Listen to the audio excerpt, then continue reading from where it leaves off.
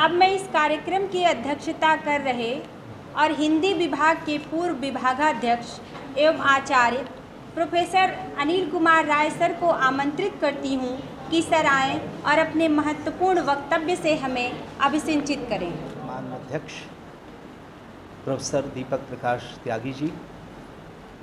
मंचासीन और कुछ ही मिनटों के बाद हिंदी विभाग के अध्यक्ष का नया कार्यभार ग्रहण कर रहे प्रोफेसर कमलेश कुमार गुप्त जी, मंच पर उपस्थित हमारे हिंदी और वक्तव्य प्रकाशित हुए होंगे या आप इस तरह के कार्यक्रमों में अगर शामिल भी हुए हैं पिछले वर्षों में, तो आपने अनुभव किया होगा कि हिंदी के बारे में दो तरह के दृश्य प्रतिक्रियाओं में बनते हुए नजर आते हैं। एक दृश्य उसके उत्तरोत्तर प्रगति का है, विस्तार का है और उसके विकास का है, और जो दूसरी छवि या दूसरा दृश्य हिंदी के संदर्भ में बनता हुआ आपको दिखेगा वो बाधाओं का, संकटों का और समस्याओं का है। आप इसे कहीं भी देख सकते हैं और कहीं से भी इसे सत्यापित कर सकते हैं। ये दोनों बातें कही जाती हैं। मैं कहना ये चाहता हूं कि एक दृश्य वो है जिसमें ध्वनित होता है कि हिंदी के अच्छे दिन हैं, और एक दृश्य वो है जिसमें से अनगूंज निकलती हुई दिखाई देती है कि हिंदी अपने ही देश में, अपने परिवेश और अपने वातावरण में निर्वासन का जिंदगी बसर कर रही है। खुशहाली के और निर्वासन के इन दो दृश्यों की ओर संकेत मैं आपसे करना चाहता हूं कि ये जो बातें कही जाती हैं, दोनों पक्ष में पर्याप्त तथ्यों के साथ ये बातें रखी जा सकती हैं और रखी जाती हैं। मैं ये बात कह रहा हूं तो मैं उस हिंदी के बारे में बात कर रहा हूं जो हिंदी भारत के विशाल मध्य वर्ग की भाषा है। मैं उस हिंदी के बारे में बात कर रहा हूं जिसमें एक दृश्य उसकी खुशहाली का और उसके शानदार वर्तमान का जो एक चित्र और दृश्य बनता है, जिसमें हिंदी घर से लेकर के, घर परिवार से लेकर के वो बाज़ार तक की भाषा है, और जिसके व्यापक विस्तार और जिसकी प्रगति का जो परिदृश्य है वो डॉक्टर नामवर सिंह जैसे एक बड़े आलोचक को भी कभी प्रभावित करता हुआ उनकी ज़ुबान से ये कहलवा ले गया था। हिंदी के न्यूज़ चैनल आ रहे हैं, हिंदी के टीवी सीरियल्स बन रहे हैं, हिंदी के ब्लॉग्स आ रहे हैं, इंटरनेट में वेबसाइट और इंटरनेट का इस्तेमाल हो रहा है, गूगल हिंदी इनपुट आ रहा है, जिसके माध्यम से देवनागरी लिपि के अक्षर भी आपको उपलब्ध कराए जा रहे हैं। एक बड़ा पूरा एक ऐसा हरा भरा वातावरण, जिस वातावरण में फिल्म भी है, संगीत भी है, और संगीत का क्या पूछना, जिसके बारे में कहा जाता है कि हिंदी के फिल्मों के संगीत सुनने के लिए बहुत सारे लोग, इसमें कितनी अतिरंजना है मैं उस विषय पर नहीं जाना चाहता, लेकिन अतिरंजनाओं के जो वक्तव्य होते हैं वो कई बार इस रूप में स्वीकार किए जाने चाहिए कि उससे उसकी ताकत का पता चलता है, वो सच्चाई हो। और प्रसार के जो आंकड़े दिए जाते हैं, जो बात कही जाती है कि भारत के विश्वविद्यालयों से लेकर के और अंतर्राष्ट्रीय स्तर पर वैश्विक विश्वविद्यालयों के हिंदी विभागों में जिस तरह की गतिविधियां हैं, अंतर्राष्ट्रीय स्तर पर हिंदी के जो आयोजन किए जा रहे हैं, वो हिंदी के विकास और हिंदी के विस्तार की सूचना देते हैं। यह एक दृश्य बनता हुआ दिखाई देता है।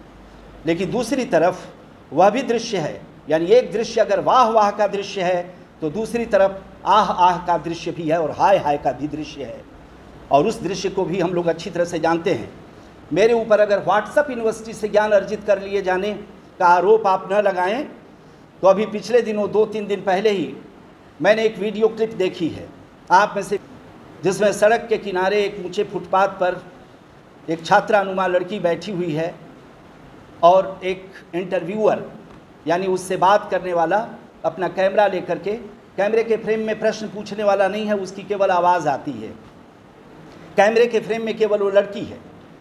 और प्रश्न करने वाला उससे पूछता है और कहता है कि आज हिंदी दिवस है और दीदी आप इस पर कुछ कहना चाहेंगी।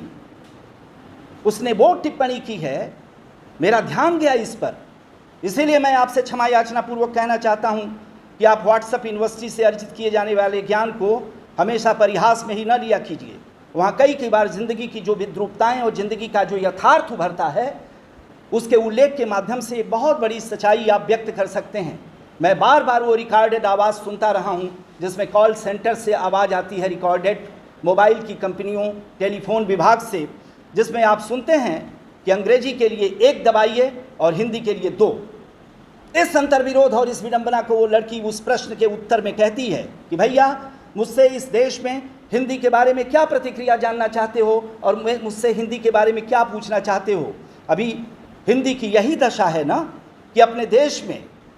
आप संपर्क करना चाहते हैं, मूल जगह पर पहुंचना चाहते हैं, व्यावसायिक कंपनियों तक आप कोई जानकारी लेना चाहते हैं तो आपसे पूछा जाता है और आपके सामने विकल्प रखा जाता है कि अंग्रेजी में जानकारी हो तो 1 दबाइए। यह 1 और 2 के माध्यम से इसमें हिंदी की दशा और दिशा की व्याख्या करने का कोई अर्थगर्भित सूत्र छुपा हुआ है। मुझे पहली बार व्हाट्सएप की क्लिप से पता चला। इतने दिनों से मैं सुनता रहा हूं लेकिन मैं इसकी व्याख्या नहीं कर पाता था। और मैं उसी वीडियो क्लिप से एक दूसरा संदर्भ भी आपके सामने रखना चाहता हूं जिसकी चर्चा बहुत सारे लोगों ने हिंदी की दशा और दिशा के बारे में, हिंदी की स्थितियों के बारे में टिप्पणी करते हुए इस्तेमाल किया है। वो बहुत मौलिक मुझे नहीं लगा लेकिन है महत्वपूर्ण। मैं हिंदी के चर्चित लेखक और पत्रकार राजकिशोर को भी पढ़ चुका हूं कि कहीं उन्होंने ये बात कही थी जो वो लड़की कहती है जवाब देते हुए कि आप किस हिंदी की बात करना चाहते हैं जो कचहरी में और न्यायालय में जा कर के जिसको अपनी बात कहने के लिए और न्याय प्राप्त करने के लिए अंग्रेजी का शरणागत होना पड़ता है, जो अपनी मातृभाषा में, अपनी ज़ुबान में, अपनी हिंदी में, जो कचहरी में न्याय पाने की भी उम्मीद नहीं कर सकता। आप इसका भाष्य करके देखिए तो राजकिशोर ने यह कहा था अपने उस लेख में, उससे मैंने कोरिलेट किया, उससे दोनों को मैंने संलग्न किया, जोड़ करके मुझे वो बात याद आई जिसमें उन्होंने कहा था कि इस देश में हिंदी की उस विडंबना के बारे में, उस सामान्य आदमी की विडंबना के बारे में जिसे हिंदी भाषी सामान्य जन कहा जाता है, उसके बारे में आप ये सोचिए कि वो जाता है न्यायालय में, वकील करता है, न्याय के लिए संघर्ष करता है और उसके सामने वकील कोर्ट में खड़ा होकर के न्यायाधीश के सामने जिस भाषा में बहस करता है, फीस देकर के खड़ा किया गया वकील जिस भाषा में बात कर रहा होता है, वो मुकदमा हार जाता है या मुकदमा जीत जाता है, उसको ये पता नहीं चलता कि अंततः न्यायाधीश के सामने, जज के सामने उसके वकील ने उसकी केस में और उसके केस की पात्रता के बारे में क्या कहा था, उसको मालूम नहीं होता। ये विडंबना है। आप स्कूल कॉलेज से लेकर के विश्वविद्यालयों तक अंग्रेजी के बढ़ते हुए उस वर्चस्व के बारे में देख सकते हैं। मैं इस विश्वविद्यालय में कभी विद्यार्थी के तौर पर आया था। आज के 46 साल पहले मैंने BA पार्ट 1 का आवेदन पत्र भरा था तो कम से कम बाइलिंगुअल द्विभाषिक फॉर्म हुआ करते थे जिसमें हिंदी में नाम लिखा रहता था तो अंग्रेजी में नेम लिखा रहता था, हिंदी में पता शब्द लिखा रहता था तो उसी के नीचे उसी स्तंभ में यह विकल्प होता था कि एड्रेस भी लिखा रहता था। लेकिन आप ये जानते हैं कि धीरे धीरे स्तंभों में विकल्प की जो यह सुविधा हिंदी के लिए थी वो धीरे धीरे तिरोहित होने लगी है, अदृश्य होने लगी है। दावा किया गया था हम हिंदी के सॉफ्टवेयर विकसित करने के लिए सॉफ्टवेयर इंजीनियर्स की पीठ थपथपाते हैं, हम हिंदी की वेबसाइट, हिंदी के ब्लॉग्स, हिंदी के पेज विकसित होने के लिए इंटरनेट पर हिंदी का काम हो रहा है, कंप्यूटर आ गया है, हिंदी के सॉफ्टवेयर विकसित हो गए हैं, इसकी उपलब्धियों का गान करते हैं हम लोग। लेकिन इस यशोगान के वातावरण में वैज्ञानिक उपलब्धियों ने, सूचना और प्रौद्योगिकी ने जो सुविधाएं उपलब्ध करा दी हैं, उनके बावजूद आप यह देखिए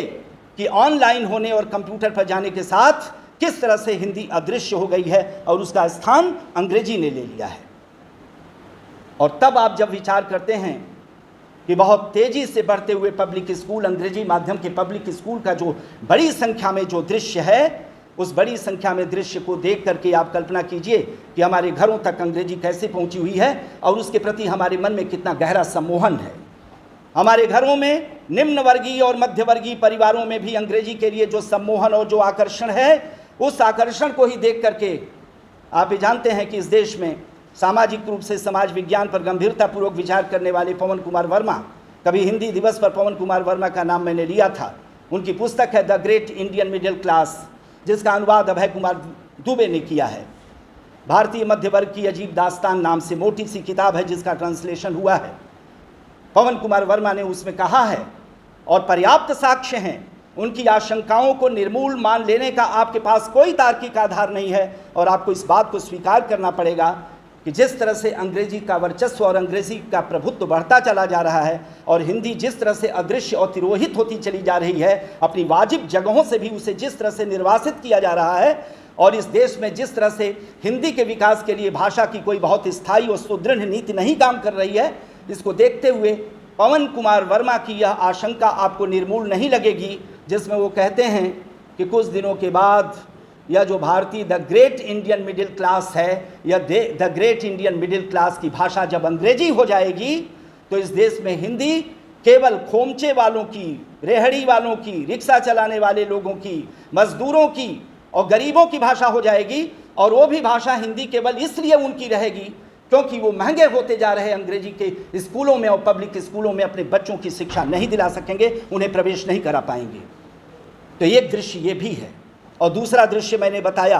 कि दुनिया के सैकड़ों विश्वविद्यालयों में हिंदी के विभाग खुले हुए हैं और आंकड़े के साथ वे केवल औपनिवेशिक कारणों और उत्तर औपनिवेशिक कारणों में अमेरिका और यूरोप का जो वर्चस्व है पूरी दुनिया को संचालित करने में, और व्यापारिक और पूंजीवादी राष्ट्रों का संचालन, व्यापारिक संचालन जिस तरह से अंग्रेजी भाषा में हो रहा है, उसकी जो भूमिका है, उस भूमिका के अलावा यह देखा जाना चाहिए कि अंग्रेजी ने दुनिया की तमाम सारी भाषाओं के साथ जो गहरा अपना रिश्ता बनाया है वो बहुत महत्वपूर्ण है। एक दौर में यूरोप में हमें नहीं भूलना चाहिए कि दर्शन के क्षेत्र में, विज्ञान के क्षेत्र में और साहित्य के क्षेत्र में फ्रेंच का और जर्मन का कितना दबदबा रहा है।